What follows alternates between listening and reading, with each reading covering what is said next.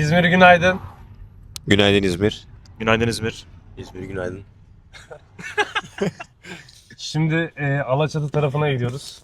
Bugünün planı ne abi? Var mı fikri olan? Kanka Alaçatı'nın altını üstüne Biz seninle ne getiriyoruz zaman ya. tanıştık? Önce bir onu söyle. Dün. Dün. Sen ne abi? Ben de aynı şekilde. Şimdi nereye gidiyoruz? Alaçatı'ya tatile gidiyoruz.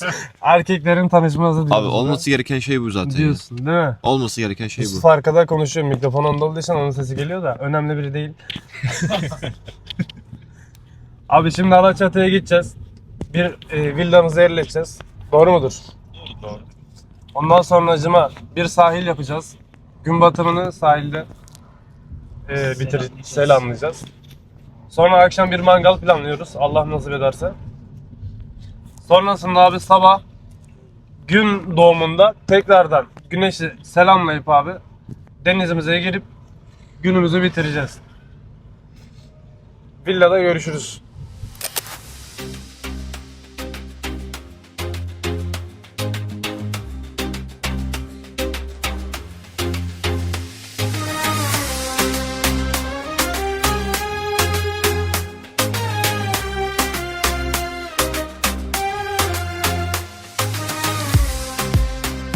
Otelden herkese selamlar.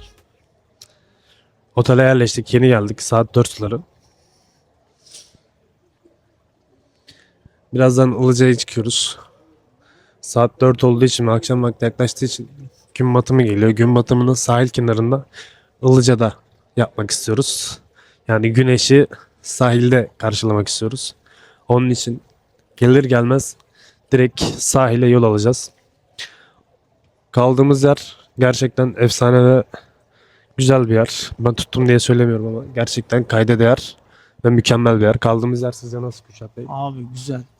Güzel. Süper. Ufak bir spoiler vermiş olayım.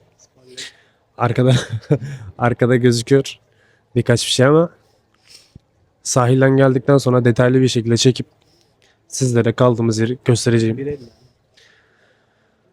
Şimdilik kendinize dikkat edin. Ilıca'nın gün batımında güneşi selamlarken görüşmek üzere. Bir şey olmaz. Gelseydim ama affetmezdim. Benim kirlenmiş. Abi herkes kahvesini içiyor. Sen niye şimdi açtın kahveni? Ha? Kahveni sen şimdi niye açtın? Bu adam çünkü marjinal bir adam. Marjinal bir adam mısın sen? Ilıca'ya geldik abi. Kimse yok. Evet. Sokaklar bomboş. Sadece Sadece sahilde de kimse yok ya. sahilde de kimse yok. Hava da soğuk gibi. Selamünaleyküm abi. Merhabalar. Onlardan bir farkımız olsun. Merhaba dedi. Allah. Selamünaleyküm dedim, merhaba dedi. Buranın zengi halkı bu şekilde ama. Selam verdik Abi adamlar merhaba dedi. Ege gelince selamünaleyküm demeyi keseceksin. Buraya artık merhaba diye giriş yapıyoruz. Oğlum bir şey diyeceğim ama. Denizin rengi bile değişmedi mi? Denizin rengi gerçekten değişti Denizin ya. rengi Daha bir canlı hale geldi. yeşilimsi, sanki doygunluğu arttırmışlar gibi anasını İşte satayım. daha bir canlı hale geldi şu Doygunluğu an. arttırmışlar gibi hareket bir şeydeyiz yani, profildeyiz. Konuşamıyorum heyecanlandım. Denize girerken Bakkal falan yok mu ya? Araya.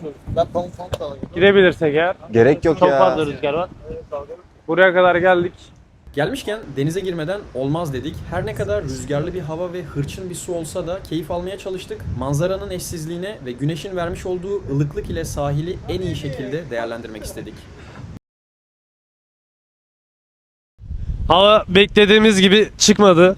Plaj beklediğimizden güzel ama sakin olduğu için istediğimiz verimi alamadık. Ama mutluyuz yani. Girdik, eğlendik, yüzdük, geldik, gördük, gidiyoruz. Durum bundan ibaret yani.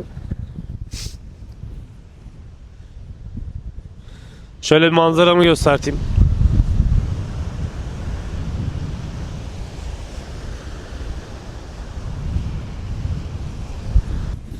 Şimdi de otelimize gideceğiz. Oteli göstereceğim. Çekememiştik oteli. Alaçatı'dan herkese selamlar.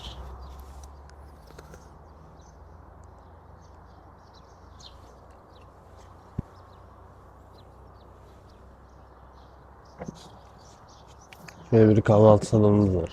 Manzaramız bu şekilde. Alaçatı'dakiler bu hayatı yaşıyor ya. Gerçekten Alaçatı'ya gelirseniz bu hayattan bir nebze de olsa daha fazla keyif alacağınızın garantisini kesinlikle veriyorum. Biz sezonunda gelmememize rağmen gerçekten keyifliydi. Allah sezonuna tekrar gelmeyi nasip eylesin. Dosta, eşte, düşmana herkese duyurulur. Çıkın çıkın gelin abi.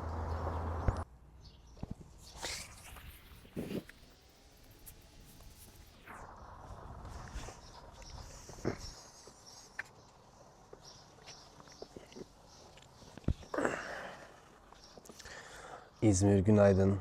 Tekrardan bugün İzmir tatilimizin sonuna gelmiş bulunmaktayız. Saat pazartesi sabah 7.30. Dün gece çok fazla şey yaptık. Alaçatılar, Ilıca. Zaten bunların hepsini izlemiş olacaksınız. Bir tek belki Alaçatı'yı görmezsiniz. Onu da videonun sonuna son bitiş olarak eklemeyi düşünüyorum. Genel olarak tatilimiz keyifliydi.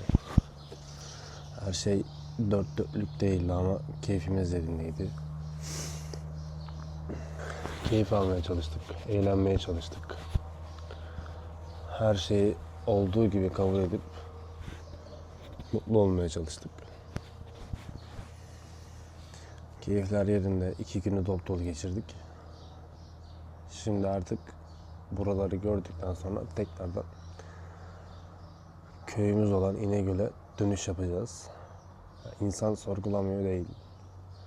İzmir gibi bir yerde üniversite okumak varken İnegöl'de neden okuyasın diye insan sorgulamıyor değil. Yapabilecekleri çok farklı aktivite var. İzmir zaten dediğim zaman bilenler bilir. Çok canlı bir memleket. Gerçekten insanın yaşadığını hissettiriyor yani o şekilde söylersem daha doğru olacak gibi. Görüyorsunuz zaten ortamı. Bunun gibi birçok ortam ve mekan bulunmakta İzmir'de. Sadece Alaçatı bazında konuşmuyorum. İzmir'in genel merkezinde de. Bunun gibi olmasa da benzer en azından. İzmir gerçekten keyif aldığım nadide şehirlerden biri oldu. İzmir'le güzel ayrıldık. Sizlerin de İzmir'le güzel ayrılmanızı diliyorum. Ve sizleri İzmir'in Alaçatı sokaklarında baş başa bırakıyorum. Kendinize iyi bakın. Görüşmek üzere.